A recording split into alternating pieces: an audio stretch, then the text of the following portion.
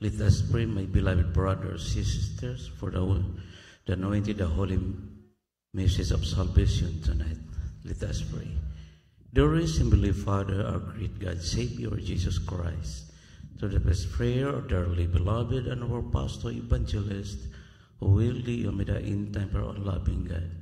We thank you so much for anointed to be part of service tonight, and the most of all for moving in our midst, for blessing us with your sweet Holy Spirit. Once again, we come unto thy throne of grace, beseech you, O Lord, to please anoint the holy message of salvation, and with thy humble servants, O Lord, for I cannot do anything by myself, that our beloved brethren open their understanding to the truth. Bless them, O Lord, and the power of darkness, demons, unbelief, kasut in Jesus' name. Hallelujah. Praise the Lord. The highest praise is worship, honor, thanksgiving to the King of Kings and the Lord of Lords, Almighty, there is Jesus. Double honor and respect to the dearly beloved and our pastor, Evangelist Wildy, in time for our loving God, a blessed. Good evening po mga pastor and the beloved mga children and their loved ones. And we always remember our dearly beloved and our stand Pastor Lina C. Almeida. The blessed, cherished blessed mercy and teaching will be part of our lives forever. Sa inyong mahal, beloved brothers and sisters, ang beloved preachers, sila may bahay, mga anak, a blessed good evening. Some beloved webcast viewers, once again, welcome to the royal family of God and a happy birthday. Sa lahat sa buwan ng January, patuloy na pagpapala sa material, financial, physical, higit na pagpapala sa spiritual. Yeah, praise the Lord. Ating topic ngayon, mahal, pamagatan natin, sin, ang kasalanan. Yan po ang ating pag-aralan, sama-sama nating alamin sa pamagitan sa banal na kasulatan. Yeah, praise the Lord.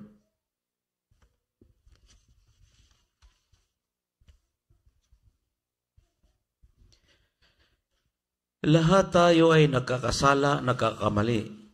Sinasadya man o hindi sinasadya, lahat tayo ay nagkakamali o nagkakasala sa pinakamahal na Panginoong Hesus. Sa iba't ibang paraan, sa iba't ibang pagkakataon. Ang kasalanan ay laging dumarating sa ating buhay. Kailangan nating malaman kung ano ang kahulugan ng kasalanan, kung ano ang magagawa nito sa atin, at kung ano ang maaaring hantungan nito sa atin, kung hindi natin ito makokontrol sa ating sarili. From the book of Romans chapter 3 verse 23, for all have sinned and come short of the glory of God, sapagkat ang lahat ay nangagkasala nga at hindi nakakaabot sa kaluwatian ng Diyos.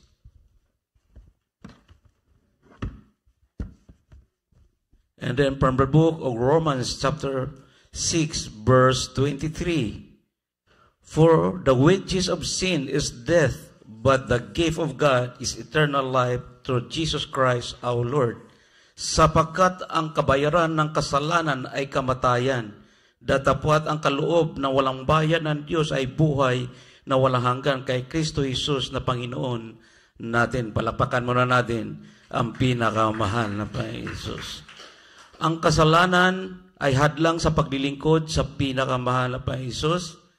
Ang kasalanan hadlang sa pagsunod sa kalooban ng pinakamahal na Panginoon Hesus.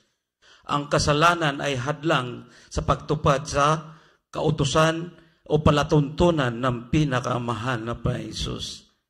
Mayroong kabayaran ang kasalanan, kabayaran ng kamatayan sa pisikal, kamatayan sa espiritual. Sapagkat ang kabayaran ng kasalanan ay kamatayan.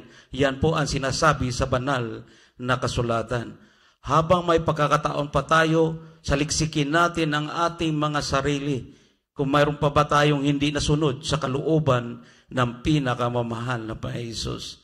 Ating pagsisihan ang ating nagawang pagkakamali o pagkasala sa pinakamahal na Panginoon Hesus. Nandyan lang ang pinakamahal na Panginoong Jesus. Nag-aantay lang sa atin na tayo lumapit sa Kanya at magpakababa sa Kanyang harapan at pagsisihan ng ating kasalanang nagagawa. Palakpakan muna natin ang pinakamahal na Panginoong Jesus. Ang lahat magsabing, praise the Lord. Kindly po pakibasa sa mga Bible readers, Romans chapter 5, verse 12. Kindly po sa Bible readers. Romans chapter 5, verse 12. Wherefore, as by one man sin entered into the world, and death by sin, and so death passed upon all men, for that all have sinned. Amen. Amen. Romans Kapitulo 5, versikulo 12. Hallelujah, praise the Lord. Kaya kung paano na sa pamamagitan ng isang tao ay pumasok ang kasalanan sa sanglibutan at ang kamatayan sa pamamagitan ng kasalanan. At sa ganito'y ang kamatayan ay naranasan ng lahat ng mga tao sapagkat ang lahat ay nagkasala. Amen. Palakpakan muna natin ang pinakamahal na Panginoon. Gabiso, Imal, gabiso sa Bible reader sa pagbabasa sa banal salita ng pinakamahal na Panginoon. Ibig bang sabihin ay magiging katanggap-tanggap ang kasalanan na gagawin natin? Laging hindi katanggap-tanggap sa pinakamahal na Panginoong Hesus kung magkasala tayo. Ang lahat magsabing amen. Hindi po tinatanggap ng pinakamahal na Panginoong Hesus ang ating pagkakasala, ang ating pagkakamali sa harapan ng pinakamahal na Panginoong Hesus. Bakit? Ano ang dahilan? Ang kasalanan ay labag sa kautusan ng pinakamahal na Panginoong Hesus. Labag sa kanyang kalooban, labag sa paglilingkod sa pinakamamahal na Panginoong Hesus. From the book of 1 John chapter 3 verse 4, Whosoever committed sin transgresseth also the law, for the sin is transgression of the law. Ang sinumang gumagawa ng kasalanan ay sumasalangsang din naman sa kautusan, at ang kasalanan ay pagsalangsang sa kautusan. Palakpakan muna natin ang pinakamahal na Panginoong Hesus. Ang paglabag sa kautusan ng pinakamamahal na Panginoong Hesus ay kasalanan. Ang kasalanan ay paglabag sa kautusan ng pinakamahal na Panginoong Hesus. Ang sinumang nagkasala ay may kasalanan sa paglabag sa kautusan ng pinakamahal na Panginoong Hesus.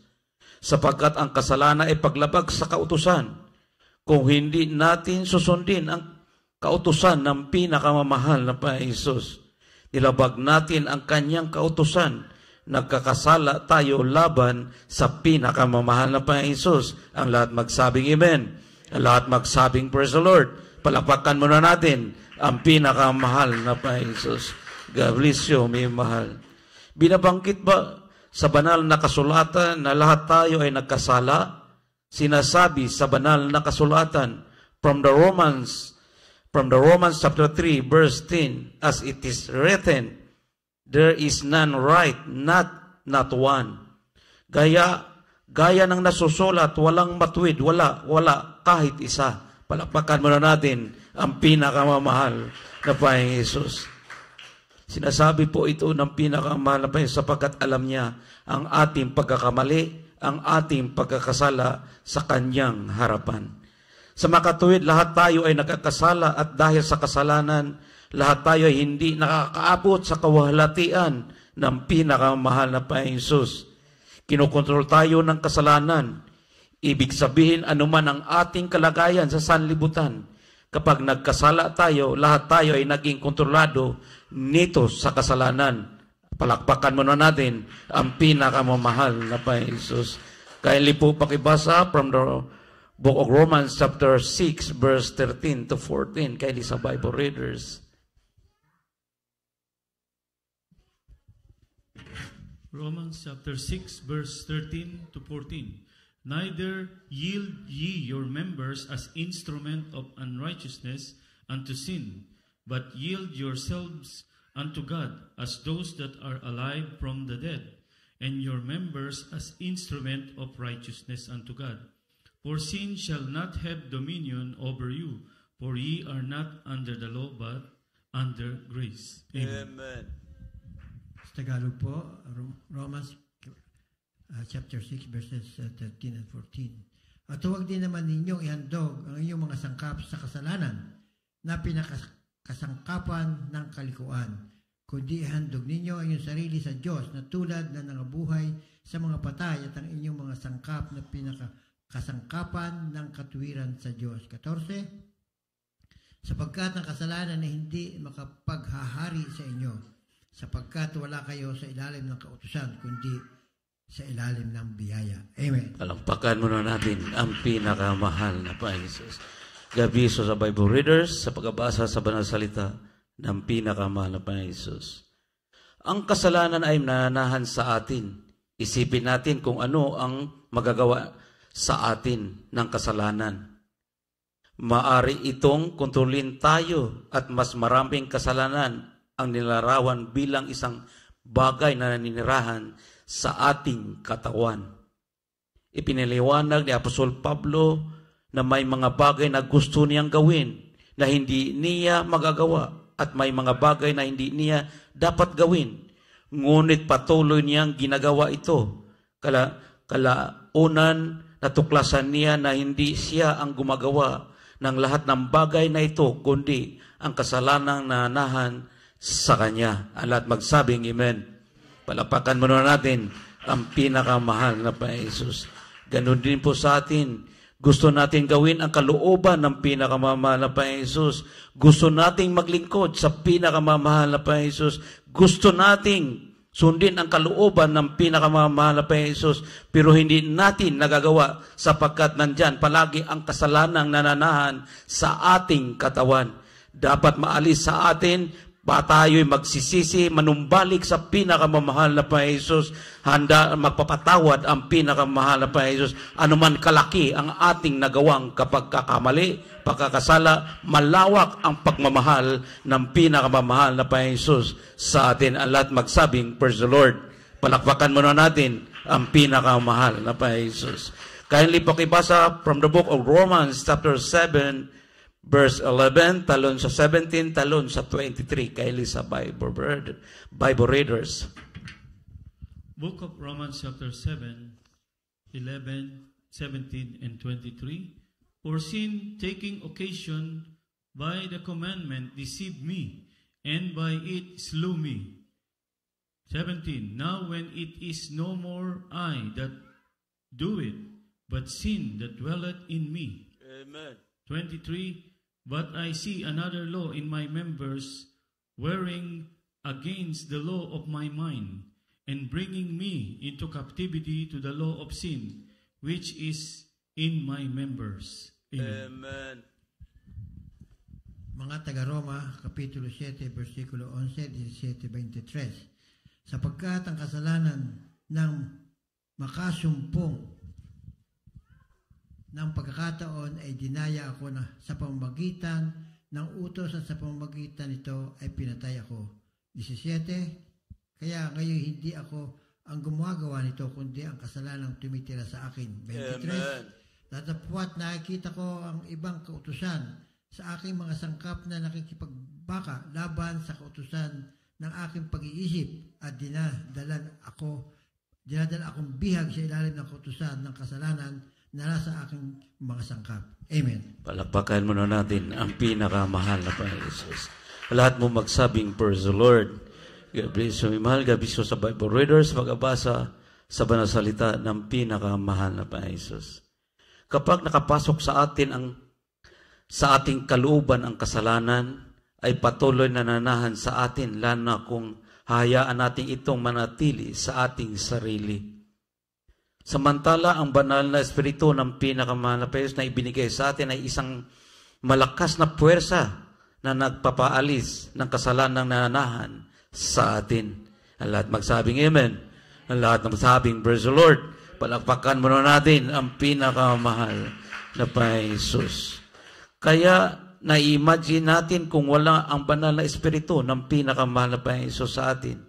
Lahat tayo bihag ng kasalanan. At ang kasalanan ay may kabuang kontrol sa ating sarili. Naging alipin tayo ng kasalanan.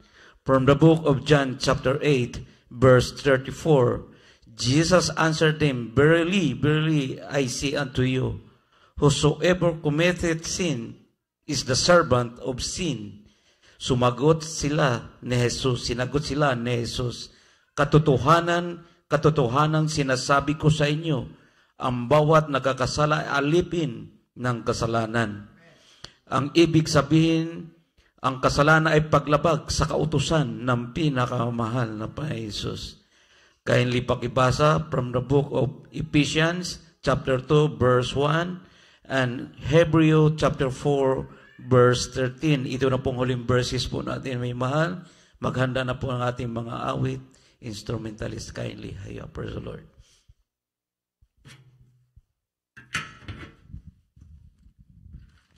From the book of Ephesians chapter 2 verse 1.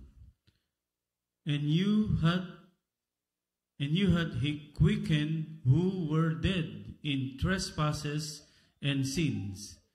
From the book of Hebrew 4:13. chapter 4 verse 13. Neither is there any creature that is not manifest in his sight, but all things are naked and open unto the eyes of him with whom we have to do. Amen. Amen. Tagalog po, Efeso Kapitulo 2, versikulo 1. At kayo'y binuhay niya nang kayo'y mga patay dahil sa inyong mga pagsalangsang at mga kasalanan. Amen. Hebreo Kapitulo 4, versikulo 13. At walang anumang nilalang na hindi nahayag sa kanyang paningin, ngunit ang lahat ng mga bagay ay hubad at hayag sa harapan ng mga mata niyong ating pinagsusulitan. Amen. Palakpakan muna natin ang pinakamahal na Panginoon. Gabiso sa Bible readers, pagkabasa sa Banal Salita ng pinakamahal na Panginoon. Gabiso po, mahal. Dito po, mahal, wala po tayong maitatago sa harapan ng pinakamahal na Panginoon. Hayag lahat ang kasalanang nagagawa natin. Alam ng pinakamahal na Panginoon ang ating lahat na gawang kasalanan pagkakamali sa kanyang harapan. Wala po tayong maitatago o mailihim sa pinakamahal na Panginoon. Sapagat alam ng pinakamahal na Panginoon ang bilang ng ating mga buhok. Alam niya ang ating ginagawa. Palihim o hindi man palihim, alam yan ng pinakamahal na Panginoon. Dapat lang naman na natin, dapat lamang natin na pagsisihan ang ating pagkakamali, pagkakasala sa harapan ng pinakamahal na Panginoon. Ang pinakamahal na Panginoon, nag-aantay lang sa atin na tayo lumapit sa Kanya. Handa siyang tanggapin tayo sa ating pagkakamali, sa ating pagkakasala sa harapan ng pinakamahal na Panginoon. Sapagkat gusto niya tayong makasama sa buhay na walang hanggan. Na hindi masayang ang ating paglilingkod sa habang panahon. Ating pagtibayin ang ating paglilingkod sa pinakamahal na Panginoon. Ating pagtibayin ang pagsunod sa kanyang kalooban. Pagsisihan natin ang lahat ng ating nagawang pagkakamali at pagkakasala sa pinakamahal na Panginoon. Sapagkat ang pinakamahal na Panginoon mahabagin. Siya ay mapahinuhod sa atin kung tayo lamang magpakababa at magsisi sa lahat ng ating nagawang pagkakamali, pagkakasala sa kanyang harapan. Maging banal tayo palagi sa ating pamumuhay sapagkat banal ang tumawag sa atin. Gabriel Sumaymal, dito na po nagtatapos ang ating pag-aaral sa Banal Salita ng pinakamahal na Panginoon. Bago natin panalangin ating pangailangan, handugan muna natin siya ng isang awitin. Siyasatin mo, Jesus. Yan ating ialay, yan ang ating ihandog at pinalangin sa pinakamahal na Panginoon. Ayo, praise the Lord. Siyasatin mo, Jesus, ang puso ko sa kasalanan nagawa laban sa'yo. Nagtatapat Sumasa-mo dumudulog sa harap ng banal mong trono. Lumalapit, di man karapat-dapat sa kabanalan mo.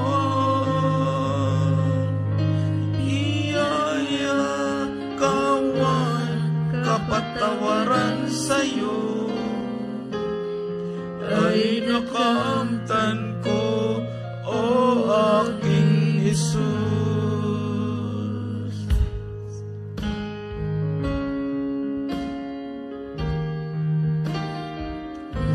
Tawin mo ako, Panginoon, ang iyong habang ngayon'y kailangan ko.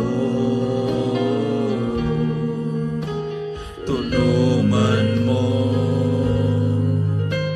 ako, Jesus,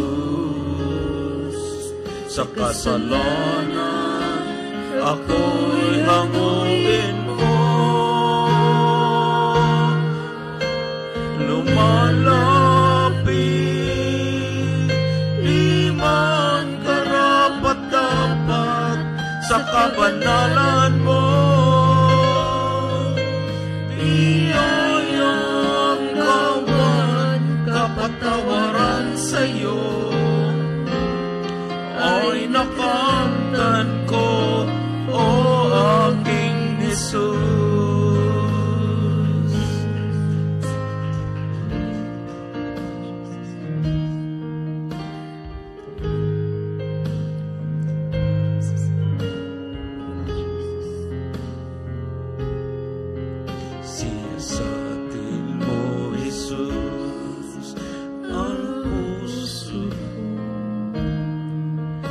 Kasalanang nagawa laban sa'yo, nagtatapat, sumasamo, lumudulog sa harap ng banal mong trono. Lumalapit,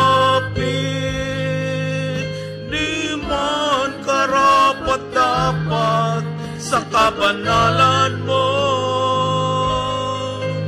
Biyaya, kawan, kapatawaran sa'yo